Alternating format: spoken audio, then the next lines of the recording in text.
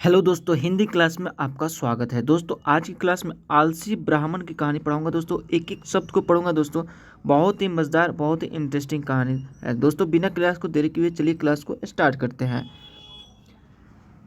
आलसी ब्राह्मण। एक बार की बात है, एक गांव में एक ब्राह्मण रहता था। वह सुबह उठता, नहाता, पूजा करता, खाना खाता और फिर सो जाता था। उसके पास किसी भी चीज़ की कमी नहीं थी।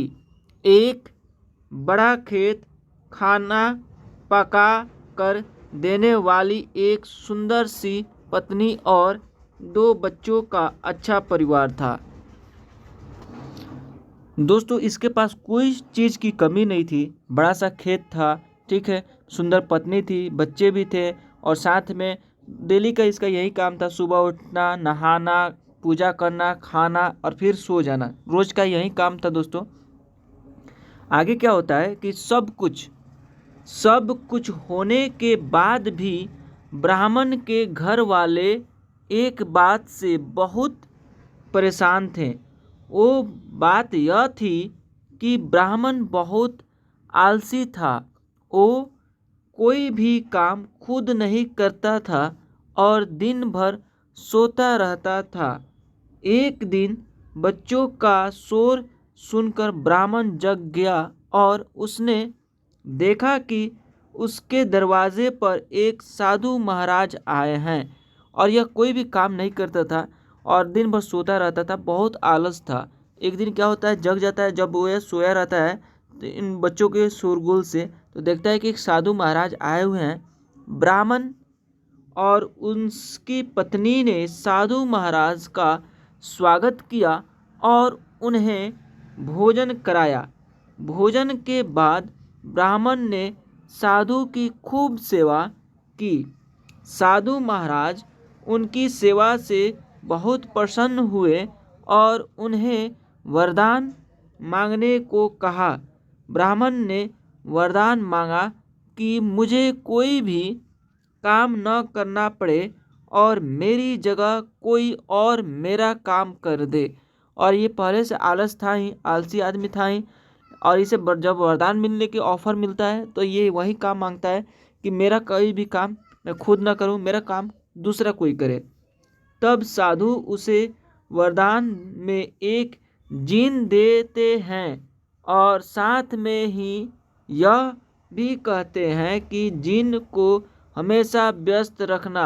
अगर उसे काम और वरदान में वो तो दे देते हैं जीन, ठीक है, ऑफर कर देते हैं जीन को और बोलते हैं कि इस जीन को हमेशा काम देना, खाली कभी नहीं छोड़ना, ठीक है। काम नहीं दिया तो वो तुम्हें खा जाएगा। अगर तुम उसे काम नहीं देते हो तो वो तुम्हें खा जाएगा। वरदान पाकर ब्राह्मण मन ही मन बहुत खुश हुआ और साधु को आदर के साथ विदा किया और बहुत खुश हो गया और बहुत ही आदर के साथ विदा भी कर दिया साधु को। साधु के जाते ही वहाँ एक जिन प्रकट हुआ और उन्हें जाने के बाद एक जिन प्रकट होता है। पहले तो ब्राह्मण उसे देखकर डर जाता है, लेकिन जैसे ही वो ब्राह्मण से काम मांगता है तब ब्राह्मण का डर दूर हो जाता है और वो उसे पहला काम खेत जोतने का देता है। और पहला काम है सो खेत जोतने के लिए देता है कि ठीक है, तुम आज खेत जोतो। जिन वहाँ से गायब हो जाता है और ब्राह्मण की खुशी का और ब्राह्मण बहुत खुश हो जाता है जब वो खेत जोतने के लिए जाता है तो खुशी का ठिकाना नहीं रहता। कुछ ही देर में जिन फिर आ जाता है और बोलता है कि खेत जोत दिया, दूसरा काम दीजिए। ब्राह्मण सोचता है कि इतना बड़ा खेत इसने इतनी जल्दी कैसे जोत दिया। ब्राह्मण इतना सोच ही रहा था कि जिन बोलता है कि जल्दी मुझे काम बताओ, नहीं तो मैं आपको खा जाऊंगा। और बोलता है कि तुम जल्दी काम मुझे बताओ, देर मत करो, नहीं तो तुम्हें खा जाऊंगा। ब्राह्मण डर जाता है और बोलता है कि जाकर खेतों में सिंचाई करो। जिन फिर वहाँ से गायब हो जाता है और थोड़ी ही देर में फिर आ जाता है। जिन आकर बोलता है कि खेतों की सिंचाई हो गई, अब अगला काम बताइए। अब ये सिंचाई भी करके आ जाता है तुरंत और बोलता है कि फिर से मुझे काम दो, मुझे काम करना है। ब्राह्मण एक एक करके सभी काम बताता जाता है और जिन उसे चुटकियों में पूरा कर देता है।